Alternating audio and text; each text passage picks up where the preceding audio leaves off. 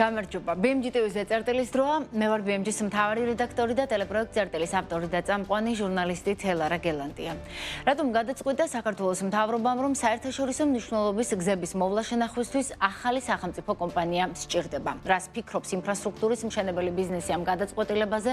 ხდება თუ არა სახელმწიფო კერძო სექტორის პირდაპირ კონკურენტი და როგორ გაიგო ბიზნესმა ახალი სახელმწიფო კომპანიის შექმნის ანონსი?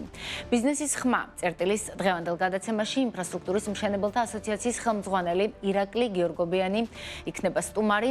ის რამდენიმე წუთში პირდაპირ ეთერში ჩაგვერთვება, თუმცა მანამდე მინდა მოვისმინოთ იმ ბიზნესების პოზიცია, რომლებიც მიმდინარე კვირაში BMG-მ ჩაწერა. კერძო სექტორს კონკურენტი უჩნდება ბიზნესის სერიოზული რისკის წინაშე დადგება უთხრა BMG-ის სამშენებლო კომპანია მსით ჯორჯიას დირექტორმა ტიტე ჯიშიაშვილმა. ეს იქნება პირდაპირი კოლაფსი, კატასტროფა სახელმწიფო კომპანიასთან კონკურენცია შეუძლებელი, ასე აფასებს სიტუაციას ინფრასტრუქტურის მშენებელი კომპანია კავკასოს Road Project-ის მმართველი პარტნიორი პაატა ტრაპაიძე. დღეს მდგომარეობით ზონებად არის საქართველოს დაყოფილი და თითოეულ ზონაში ცხადდება მოვლა შენახვის ტენდერები და სხვა ნებისმიერ კუთხეში თუ რეგიონში არის სხვადასხვა კომპანიები დიდი ხანია უკვე და წლები აგროვებენ როგორც სამუშაო გამოცდილების სამუშაო პერსონალს, ასევე ტექნიკას. უკვე დღეს დაინახა ის, რომ უცებ შეიძლება მისი საქმიანობა საერთოდ მოკლებული გახდეს და ამ ხელა პასუხისმგებლობა და ვალდებულებები ბანკისა თუ ადამიანების წინაშე დადგეს, რაც რა თქმა უნდა საკმაოდ მნიშვნელოვანია, რომ წინასწარ იყოს განსაზღვრული ეს ყველაფერი. ეს იქნება პირდაპირ კოლაფსი. სახელმწიფო კომპანიებს თუ ვაკეთებთ საქართველოს, მაშინ მშენებლობაზეც გადავიდეთ სახელმწიფო კომპანიებს. პროექტირებაზეც გადავიდეთ სახელმწიფო კომპანიებს და საერთოდ რატომ დავანგრიეთ საბჭოთა კავშირი? რა დაგვიშავა? თუ კარგი იყო. მეორე, იქნებ ვინმე დადოს ანალიზი. საერთოდ რაღაცა რო ხდება, ანალიზი უნდა ითქვა, რატო იქნება ეს კომპანია უკეთესი კერძო კომპანია. და მესამე, ფოტოშოპის მერჩენდელების დროს წინათაურობის როდესაც შექმნეს სახელმწიფო სამშენებლო კომპანია და 2014-ში თუ 2015-ში დახურეს. რატომ? ხონდა გავერკვიოთ ერთხელ და საბუდობოდ, რომ ჩვენ მივდივართ საბაზრო ეკონომიკისკენ თუ მივდივართ დირექტიული ეკონომიკისკენ. რა ანალიზის საფუძველზე იქმნება საერთაშორისო გზების მოვლა შენახვისთვის კიდევ ერთი სამშენებლო სახელმწიფო კომპანია? ეს კითხვა ინფრასტრუქტურის მინისტრ რევაზ სოხაძეს ჯერ ვერ დავუსვით. მიზეზი მარტივია, სამწუხაროდ მთავრობის სხდომები ყოველკვირა აღარ იმართება ამ ქვეყანაში, ხოლო როცა მინისტრი ამ თემაზე საუბრობს, BMG-ის სამინისტროში რატომღაც არ იწვევენ. თუმცა მიმდინარე კვირაში საშუალება მქონდა ეს კითხვები პრემიერ-მინისტრ ირაკლი კობახიძისთვის დამესვა. მას სჯერა, რომ სახელმწიფო კომპანია კერძოზე უფრო ხარისხიანად იმუშავებს, მაგრამ როდესაც ვკითხე, რის საფუძველზე ამაში დარწმუნებული ან ჩატარდა თუ არა რეგულირების გავლენის შეფასება, ეგრეთ წოდებული RIA, მთავრობის მეთაურს არგუმენტირებული პასუხი არ ჰქონია. ორმაგი ეფექტი იქნება ამ ინიციატივას. ერთი რომ ხარისხთან დაკავშირებით იყო მუდმივად პრობლემები, როცა კერძო კომპანიები იყვნენ ჩართული ამ მომსახურების გაწევაში. ჩვენ გვინდა შევქმნათ სტაბილური რესურსი, რომელიც ხარისხის გარანტიაც იქნება და მუდმივი კონტროლის ქვეშ იქნება, რა თქმა უნდა, ეს პროცესი. თან თავისი შინა ეს არ არის გზის დაგება, ხო, გზის დასაგებად ბუნებრივია.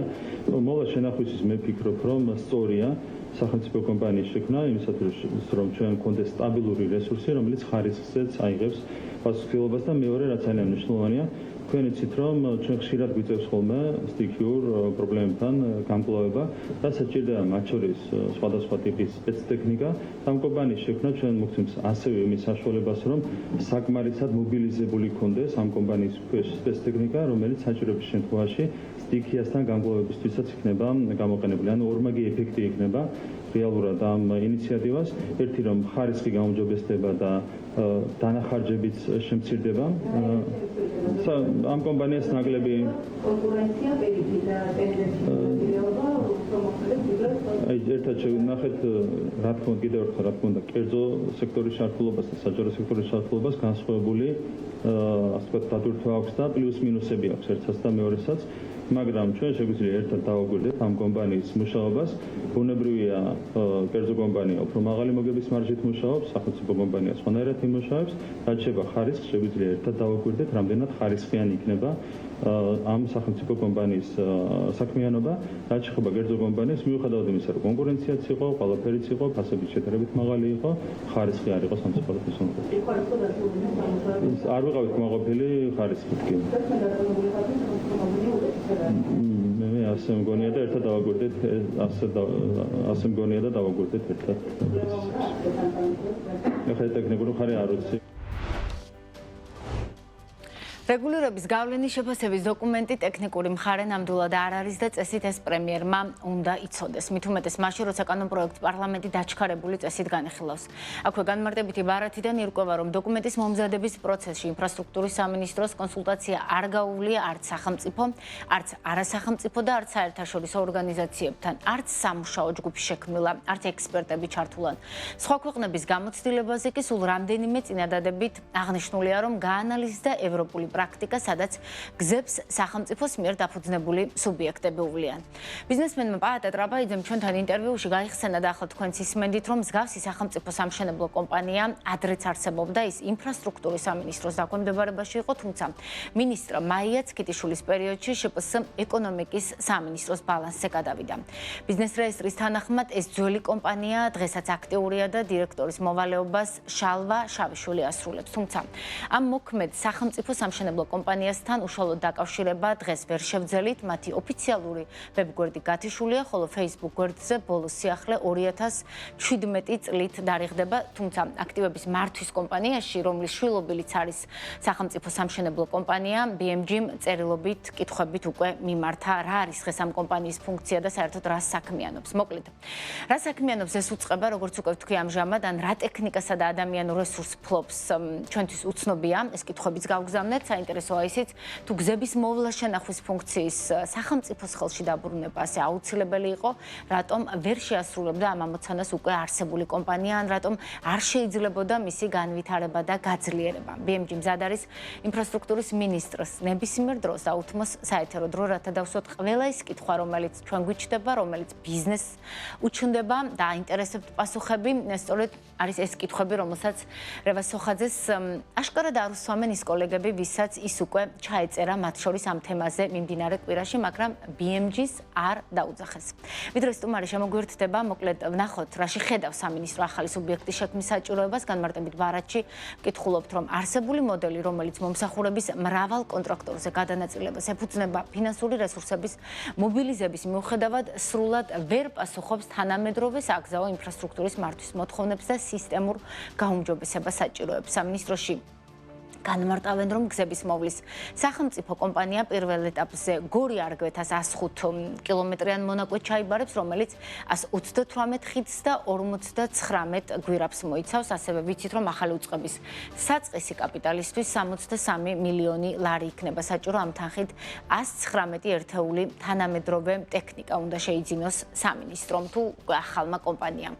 რაც შეეხება მიმდინარე ხარჯებს, კომპანიის ფუნქციონირების წლიურად ფუნქციონირებისთვის დაახლოებით 30 მილიონი ლარი დაიხარჯებაო, ასე აქვთ გათვლილი სამინისტროში და ეს თანხა მომდევნო 3 წლის განმავლობაში გზების დეპარტამენტის ბიუჯეტიდან გამოიყოფა და მოიცავს 7 მილიონიან სახელფასო ფონდსაც, დანარჩენი ფინანსები კი როგორც ჩანს გზების მოვლა შენახვას მოხმარდება. მთავრობის გათვლით სახელმწიფო კომპანიაში 163 თანამშრომელი დასაქმდება. მოკლედ, მაინც რატომ გახდა საჭირო ახალი სახელმწიფო კომპანიის შექმნა მაგისტრალური გზების მოვლა შენახვისთვის? ინფრასტრუქტურის მშენებელთა ასოციაციის ხელმძღვანელი ირაკლი გიორგობიანი უკვე ხაზზეა. საღამოშტების ბატონო ირაკლი, ძალიან დიდი მადლობა, რომ გამონახეთ დრო და გვერდობით გადაცემაში. ბოლო პერიოდში არაერთ პრობიზნესურ რეფორმაზე, რომელიც სამინისტროს მხრიდან დაანონსდა, გვისაუბრია თქვენთან დარგის წარმომადგენლებთან და ბიზნესი ნაშკარად მადლობას არიშურებდა მთავრობის მისამართით. დღეს კი მოდი პირდაპირ გითხარით, გაგიხარდათ თუ გეწყინათ, თუ ეწყინა სექტორს ახალი სახელმწიფო კომპანიის შექმნის დაანონსება, ხდება თუ არა სახელმწიფო ბიზნესის კონკურენტი სახელმწიფო სამშენებლო კომპანიის შექმნით. მადლობა კიდევ ერთხელ მოწვევისთვის, თემის დაინტერესებისთვის და მივესალმებ თქვენ მაყურებელს. პირველ რიგში აღნიშნულ თემას მე უფრო შევაფასებდი როგორც ინიციატივას. და რა კონკრეტულად ეს ვთქვათ სახელმწიფო კომპანიის შექმნა ფაქტურად წარდგენილი არის პარლამენტში. დაჩქარებული წესით და უახლოეს კვირებში მიიღებენ. მე იმედი მაქვს, რომ მე ამ ეტაპზე კონკრეტულად ხმის გავეცანი წარდგენილ დოკუმენტაციას, თუმცა მასში მოცემული ინფორმაცია არასაკმარისი არის იმისთვის, რომ მე რაღაცნაირად და ამ შემთხვევაში ასოციაციამ რაც კონკრეტული შეფასება მისცეს. რამდენად სწორედ არის თუ კარგად არის დასაბუთებული ეს ინიციატივა.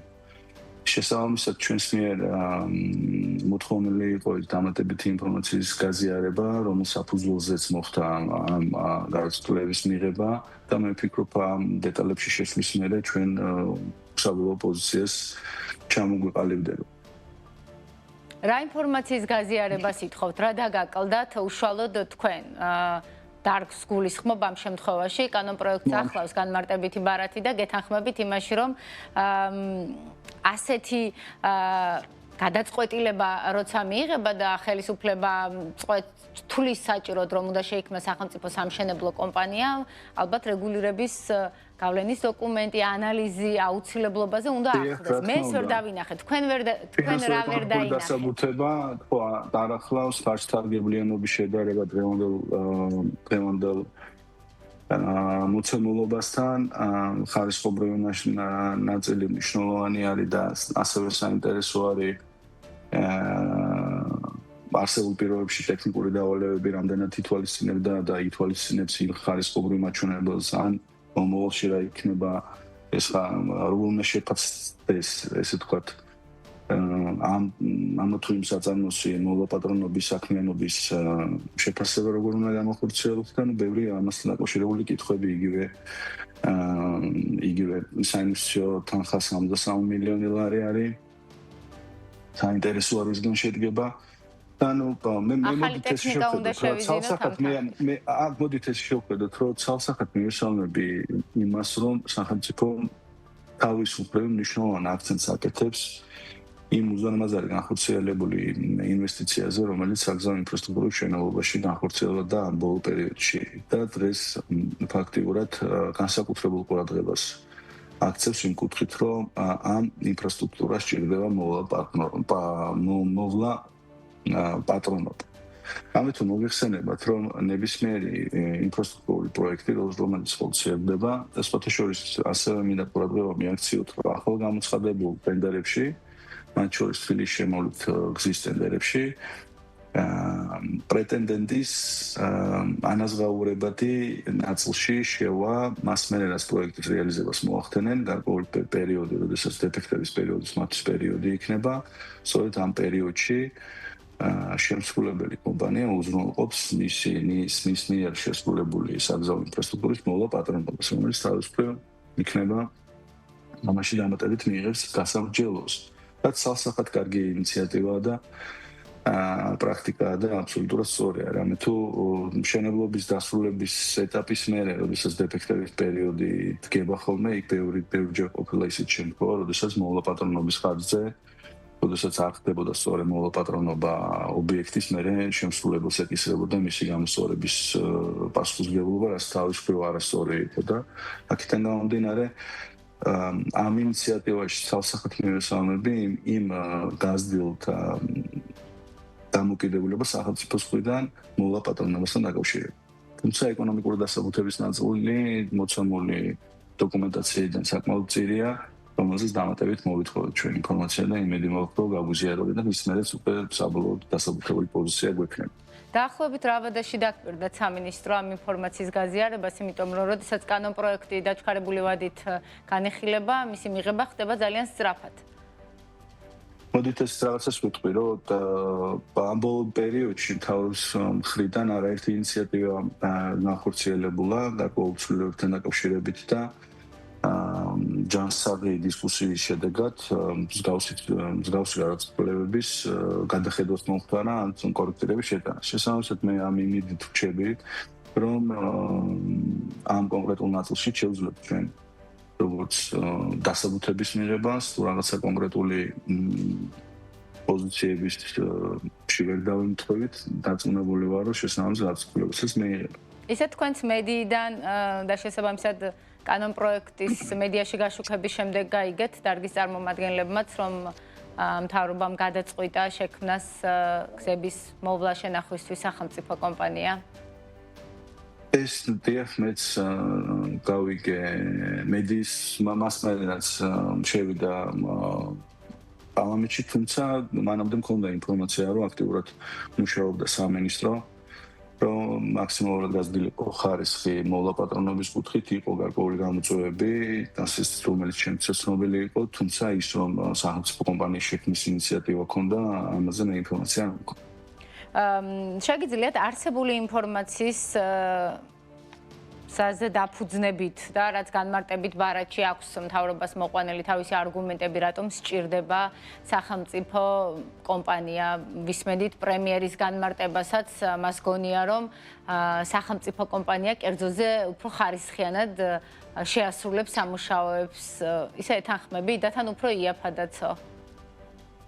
არა, ის რა არის, ეხლა თუ გააჩნია ეხლა ჩვენ თუ ფულს ღირებულებას არ მივცემთ და მაშინ თუ ფულს ღირებულებას არ მივანიჭებთ, მაშინ რა თქმა უნდა ცალსახად სახელმწიფო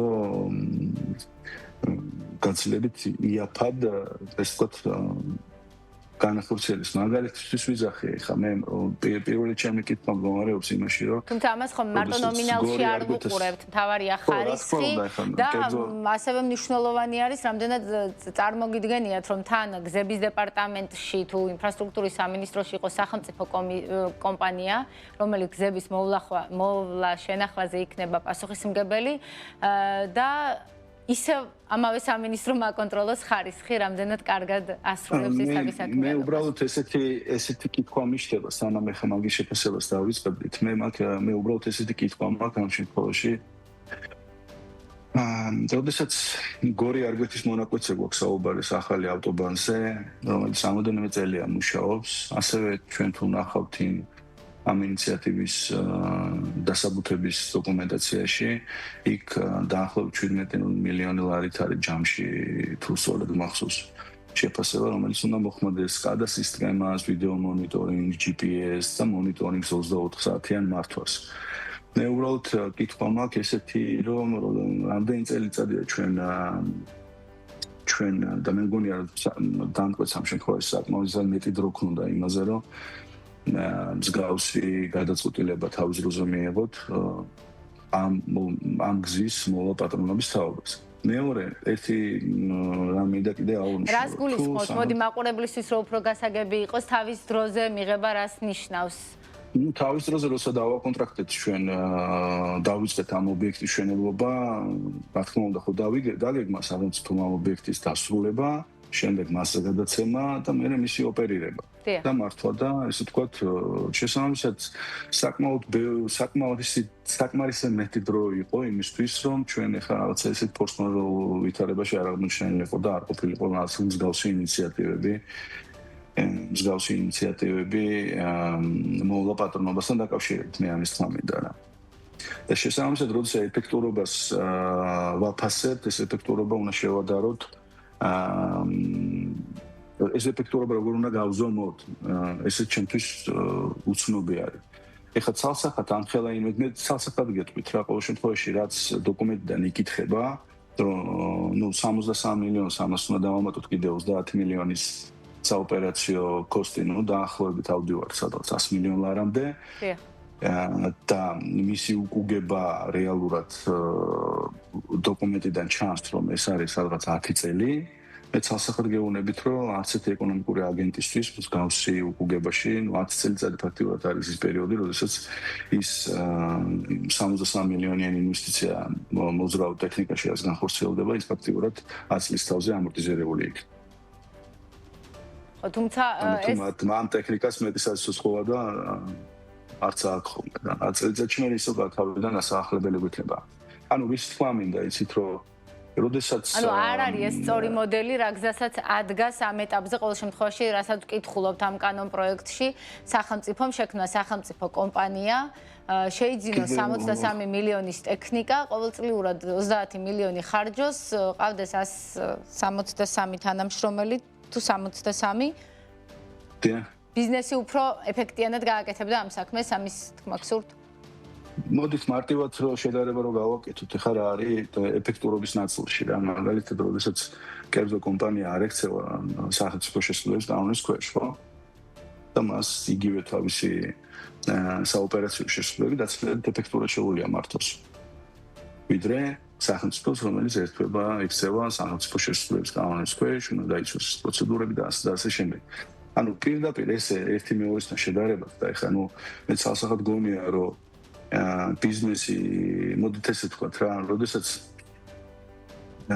ბიუროკრატი უშვებს შეცდომას, ამ შეცდომაში ფულს იხდის გადასახადის გადამხდელი. როდესაც კერძო კომპანია ოპერატორი უშვებს შეცდომას, ამ შეცდომაში თვითონ იხდის ფულს. შესაბამისად და მეორე მხრივ კერძო სუბიექტის და ეკონომიკური აგენტის მთელი мотиваცია არის რომ გაცილებით ეფექტურად იმუშაოსო, მოახდინოს ხარჯების სწორი ოპტიმიზაცია, სამუშაო ისე დაგეგმოს, რომ მაქსიმალური უკუღება მიიღოს მის კაპიტალზე.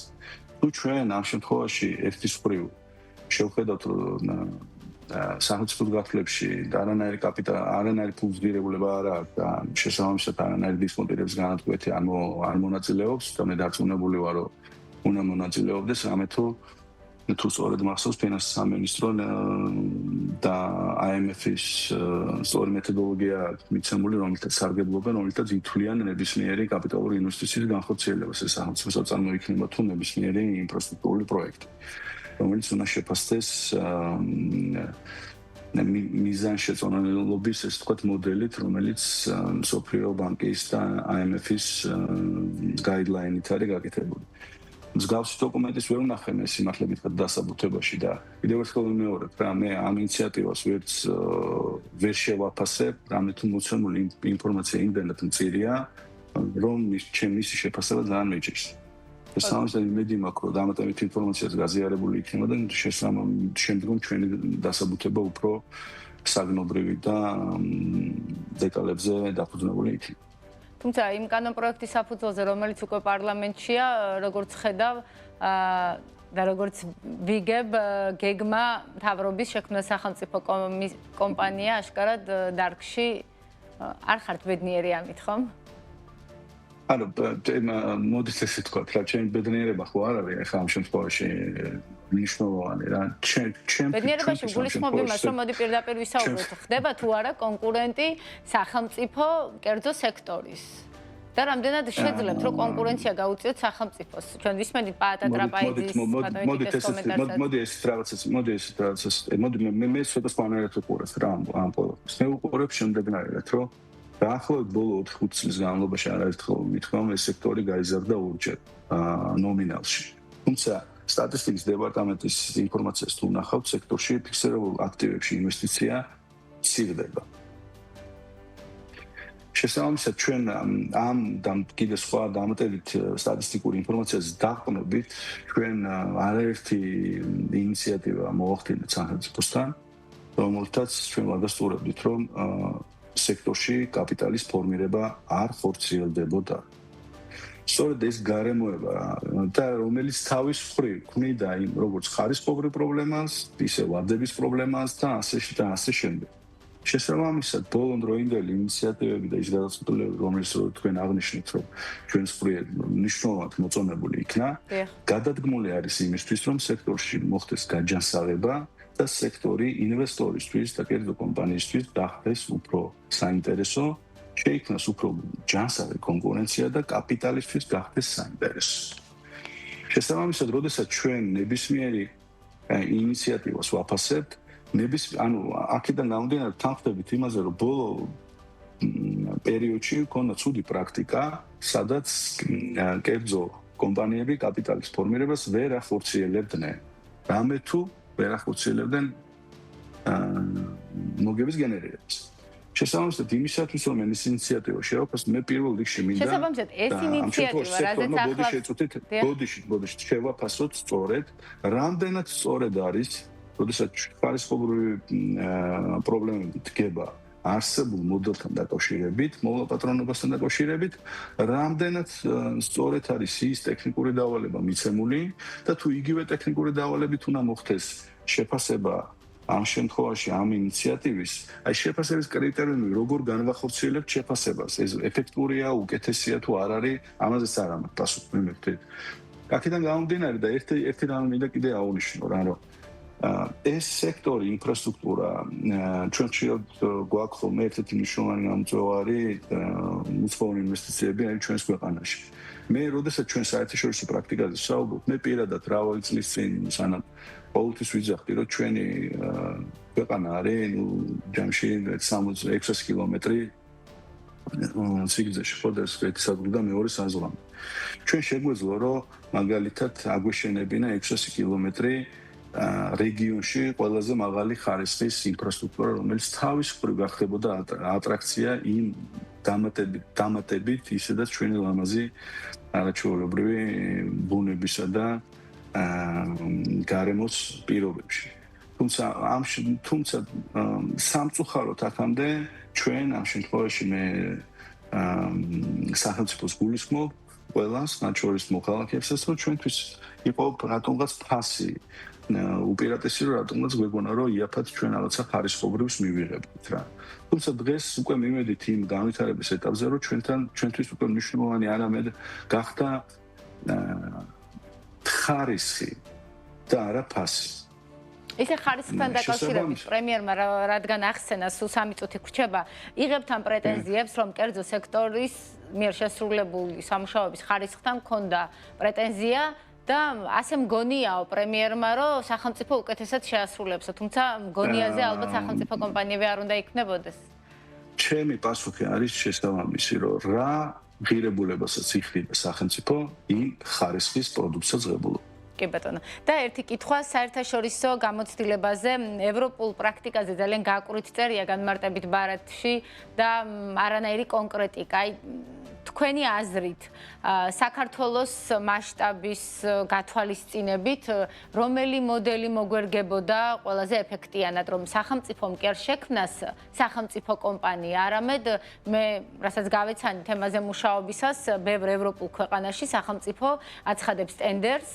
და 5-10 წლიანი ტენდერი ცხადდება გზების მოვლა შენახვაზე და შესაბამისი კომპანიები იგებენ ის საერთაშორისო პრაქტიკაა მაგალითად საფრანგეთში თუ ავიღებთ ან სხვა ქვეყნებს მათ შორის გერმანიაში ვნახავთ რომ გზების უმრავლესი ნაწილი და ავტობანების უმრავლესი ნაწილი წარმოადგენს კონცესიების საკუთრებას ანუ კერძო კომპანიების საკუთრებას რომელიც თავიანთი კაპიტალით ააშენეს ოპერირებენ და მათ შორის გადასახადსაც იღებენ ხო თუმცა ესე პირდაპირ შედარება არა გასაგებია მაგრამ ესე პირდაპირ რაღაცის გადმოღება გვინდა რაღაცის გადმოღება არ არის მე პირადად ვფიქრობ რომ დღესაც არ არის გვიან და ხვალ და ის ინფრასტრუქტურა თანამედროვე განვითარებულ ქვეყნებში აღარ შენდება ტენდერების გზით ამას აშენებს კერძო კაპიტალი და შესაბამისად მართავს მას და ნუ აღნიშნული კომპანიების კაპიტალიზაცია მილიარდობითაა. კი ბატონო, თუმცა ჩვენთან ახლა ფასიანგზებზე ხო ვერ ვისაუბრებთ, მაგრამ აი მაგალითად არსებულ რეალობას რომ დავუბრუნდეთ. გორი არგვეთას კი ბატონო, გორი არგვეთას მონაკვეთი უკვე აშენებულია და ეს 105 კილომეტრიანი გზის პირველ რიგში ამ ეტაპზე ამ გზის მოვლა შენახვისთვის ვქნით ამ კომპანიასო. რა მოდელი იქნებოდა ყველაზე გამოყენებადი და პრაქტიკული თქვენი აზრით, ვინ მოუაროს და როგორ ავარჩიოთ ვინ მოუვლის ამ მონაკვეთს და არ შევქმნათ სახელმწიფო კომპანია? მე ვფიქრობ, რომ სალსახად ნებისმიერი ინფრასტრუქტურის სექტორი არის არაჩვეულებრივი სექტორი იმისთვის, რომ საშუალება იმისთვის, რომ შემოიყვანო ქვეყანაში და მათ შორის დააბადო გრძელვადიანი კაპიტალი. აქედან გამომდინარე, თუმცა ნებისმიერი ინიციატივა შესაბამისი იმისათვის, რომ ინვესტორი მოახდინოს სამხელა ინვესტიციის განხორციელება, მე მაქვს ერთი მარტივი კითხვა რა, წინა ტენდერები თუ არსებულ კონტრაქტებში იყო თუ არა მსგავსი ინვესტიციის განხორციელება მოთხოვნილი ტექნიკურ დაავლებაში არ იყო. შესაბამისად კიდევ ერთხელ გამომეორებ, ესე არ არსებობს ხო უნივერსალური ფორმულა ყველაფრისთვის რა. იმისაც რომ ეს ინიციატივა შეფასდეს, მე მაქვს წირი ინფორმაცია, რომელიც საფუძველზეც ვერც ერთ გეტყვით და ვერც მეორეს. წირი ინფორმაციას ვერ ვუწოდებთ ოღონდ ამას, იმიტომ რომ ეს კანონპროექტია და კანონმდებლებმა დაიწყეს უკვე ამის განხილვა. რატომ მოგიწყვეს ეს სურპრიზი, როგორ ფიქრობთ, ბატონო ირაკლი? სურპრიზი მოკლედ ესე თქვათ რა. იმიტომ რომ რევას სოხაძეს არ უჭირდა, მე რასაც ვაკვირდებოდი ბოლო თვეებში, ერთ-ერთი მინისტრი იყო, რომელიც ყველაზე ხშირად ხვდებოდა დარგის წარმომადგენლებს. ეს თემა პირდაპირ პარლამენტში აღმოჩნდა. მოდით ესე ვთქვათ რა. ბატონ რევას სოხაძესთან ერთად რა თქმა უნდა ჩვენ აქტიურად თანამშრომლობთ და მარტო იმიტომ რომ რაღაც ეს ერთი ინიციატივა ესე სურპრიზად მივიღეთ, ამიტომ ნუ გავხდებით ესე ვთქვათ კრიტიკულები და მე მად ვარ დარწმუნებული რომ იგივე საპარლამენტო მოსმენის დონეზე ის კითხვები რომელიც ამ წუთას ჩვენს გვაქვს იგივე საპარლამენტო დონეზე ეს კითხვები გაჩნდებოდა და ამ კითხვებზე პასუხი იქნება სამართლის წასადგენენ და სწორედ ამ დისკუსიის შედეგადაც მიიღება საბოლოო გადაწყვეტილება. ძალიან დიდი მადლობა BMG პარლამენტშიც გააშუქებს ამ თემას. ჩემს ტრადიციულ კითხვას დღეს არ დაგისვამთ, როცა ან დაფუძნდება, ან არ დაფუძნდება სახელმწიფო კომპანია, მაშინ ვისაუბროთ ამ თემაზე უფრო ვრცლად. წერტილი დღეს ამით დასრულებულია. ჩვენს კითხვებს პასუხობდა ინფრასტრუქტურის მშენებელთა ასოციაციის ხელმძღვანელი ირაკლი გიორგობიანი. მე ხვალამდე გემშვიდობებით.